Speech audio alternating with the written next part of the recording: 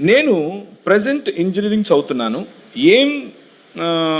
ఏ course చేయాలి? Software job కోసం నాకు జాబ్ చాలా ముఖ్యం. నా జాబ్ కోసం ప్రార్థించండి. తప్పకుండా ప్రార్థన చేద్దాం, ఇప్పుడే చేద్దాం, అందరం కలిసి చేద్దాం. అయితే ఇంజనీరింగ్లో ఏ కోర్సు చదివితే సాఫ్ట్వేర్ జాబ్ వస్తుంది అనడం కంటే మీకు ఒక విషయం చెప్తాను. ఒక 5 సంవత్సరాల తర్వాత సాఫ్ట్వేర్ ఇండస్ట్రీ ఉండదు. జాగ్రత్తగా వినండి. నేను సాఫ్ట్వేర్ కంపెనీ నడుపుతాను. నాకు సాఫ్ట్వేర్ కంపెనీ ఉంది. ఆ కంపెనీలో 40 మంది ఎంప్లాయీస్. ఇప్పుడే చెప్పాను, నా ఎంప్లాయీస్ ఒక్కొక్కరు ₹1,00,000 జీతం పైన తీసుకుంటారు.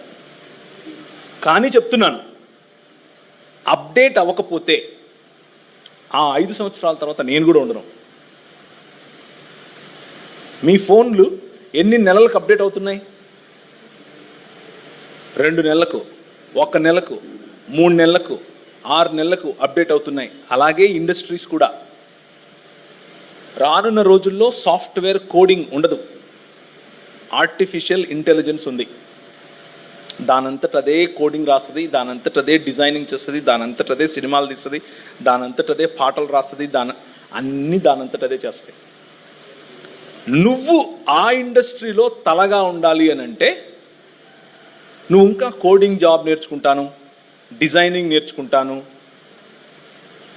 అంటే కుదరదు. నువ్వు ప్రజెంట్గా నువ్వు చదివే ఇంజనీరింగ్ కాలేజెస్ నీకు ఇవి చెప్పవు. నువ్వు చదివే ఇంజనీరింగ్ కాలేజ్లో ఒకవేళ కోర్ ఐటీ నువ్వు తీసుకున్నా, లేకపోతే సాఫ్ట్వేర్ తీసుకున్నా, అందులో ఈ పోర్షన్ బహుశా ఒక పీరియడ్ ఉండొచ్చు. అది కూడా పాతకాలంలో ఉంటుంది. అది నిన్ను కేవలం డిగ్రీ నీకు ఇస్తుంది, కానీ దానివల్ల నువ్వు ముందుకెళ్ళలేవు. నువ్వు ముందుకెళ్ళాలి అని అంటే get in to the industry. యాక్చువల్గా ఇప్పుడు జరుగుతున్నది ఏమిటి అని అంటే, ఆర్టిఫిషియల్ ఇంటెలిజెన్స్లో, పైథాన్లో, లేకపోతే దాన్ని ఏమంటారు, నువ్వు ఇంతకుముందు ఒక 10 స్ట్రింగ్స్ రాసి, లేకపోతే 10 లాజిక్లో 10 స్టెప్స్ రాసి కొట్టే ఒక కమాండ్ ఇప్పుడు జస్ట్ డ్రాగ్ అండ్ డ్రాప్లో అయిపోతూ ఉంది. So you need to update your cells by getting in to industry. ఇండస్ట్రీలోకి వెళ్ళి వాటిని చేయాలి, వాటిని తెలుసుకోవాలి. అలా తెలుసుకోవటానికి ఈ ఊరు సరిపోతుంది అని నేను అనుకోను. అలాగని ఈ ఊరిలో దొరకదని నా ఉద్దేశం కాదు. ఇక్కడ కూర్చొని కూడా చేయొచ్చు. ఆన్లైన్లో చాలా అవకాశాలు ఉన్నాయి, చేయొచ్చు. ఒకవైపు మీ ఇంజనీరింగ్ కంప్లీట్ చేసుకుంటూనే కాంపిటెన్సీ పెంచుకోవాలి. ఆ కాంపిటెన్సీలో ముఖ్యంగా ఇంగ్లీష్ భాష. మీరు నాలాగా తెల్లెంటుకలు వేసుకుని ఐన్స్టీన్ నేను అని చెప్పినా సరే, అవతలోడికి ఇంగ్లీష్లో చెప్తేనే అర్థమవుతుంది. అవతలోడు తెలుగుడే వింటాడు, మీ ఊరోడే వింటాడు, కానీ వాడు ఇంగ్లీష్లో చెప్తేనే వింటాడు. అది మీరు వెళ్ళాలనుకున్న, ముఖ్యంగా ప్రశ్న రాసిన వ్యక్తి, మీరు వెళ్ళాలనుకున్న ఇండస్ట్రీలో ఉండే ప్రధానమైన, లేకపోతే ఏ కంపెనీలో అయినా సరే హైదరాబాద్లో, మీ కమ్యూనికేషన్ స్కిల్స్ లేనిదే మీరు యాక్సెప్ట్ అవ్వరు.